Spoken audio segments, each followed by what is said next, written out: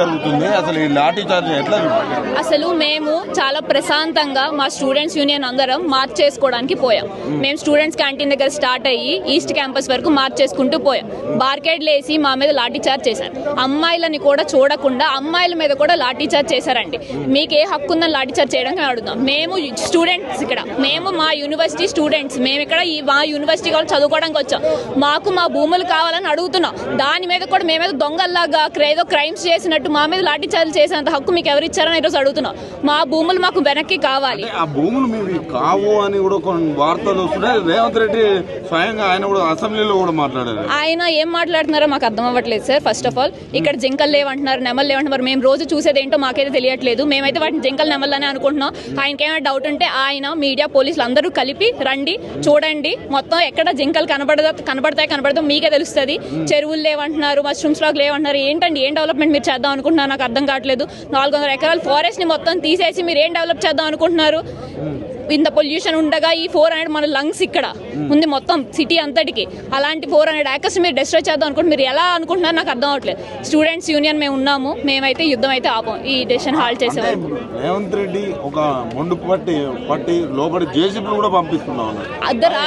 రాత్రి long weekend చూసుకొని ఉగాది ఇది అన్నగానే యూనివర్సిటీ స్టూడెంట్స్ అందరూ ఇంటికి వెళ్ళిపోతారు, వీకెండ్కి వెళ్ళిపోతారు. అంటే మిగిలిన స్టూడెంట్స్ అందరూ ఏం అడగరు అనుకుంటున్నారు, ఏమనుకుంటారు?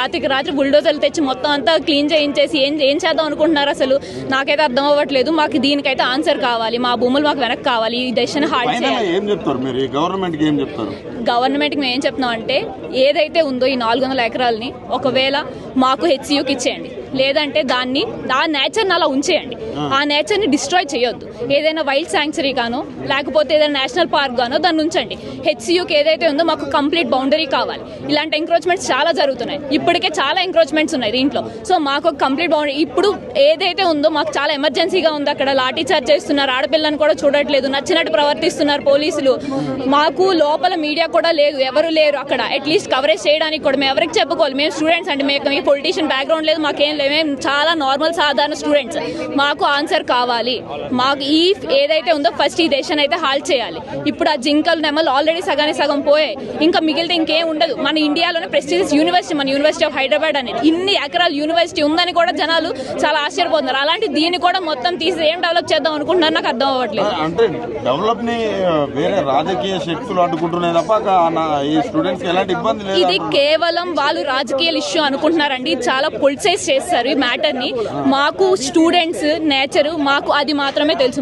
మాకు ఏ పొలిటీషియన్స్ తెలియవు, మాకు దేంట్లోనే అలాంటి. మేము హెల్ప్ అందరినీ అడుగుతాం. ఎందుకు అడగమండి? అందరినీ హెల్ప్ అడుగుతాం. ఎవరు చేస్తున్న వాళ్ళు మాకు సపోర్ట్ ఉంటారు. సో ఏదైతే ఉందో మీ మీడియా వాళ్ళు కానీ ఎవరైనా సరే మాకు నేషనల్ సపోర్ట్ కావాలి దీనికి. ఇక్కడ ఏదైతే సెంట్రల్ గవర్నమెంట్ కూడా ఇక్కడ గట్టి అంటే దీన్ని ఫోకస్ చేయకుండా ఎలా చూస్తారు అంటే అక్కడ స్పందించడం, నరేంద్ర మోడీ కావచ్చు వీళ్ళందరూ కూడా ఇంకా స్పందించట్లేదు. మాకు తెలిసినంత వరకు ఇది స్టేట్ మ్యాటర్ అని చెప్పి వాళ్ళు సైడ్ తీసుకుంటున్నారేమో. కానీ మా స్టూడెంట్స్ యూనియన్ ఆల్రెడీ వాళ్ళ దగ్గరికి వెళ్ళారు. మేము పోస్ట్ కార్డ్స్ పంపించాము, ఆల్రెడీ వాళ్ళ దగ్గరికి వెళ్ళారు. కొంతమంది రిప్రజెంటేషన్స్ ఇచ్చారు. సో వాళ్ళ డెసిషన్ కోసం వెయిట్ చేస్తున్నాం మేము. యాజ్ ఆఫ్ నౌ మాకు ఈ డెసిషన్ అయితే హాల్ట్ చేయాలి. ఏవైతే బుల్డోజర్లు వచ్చాయో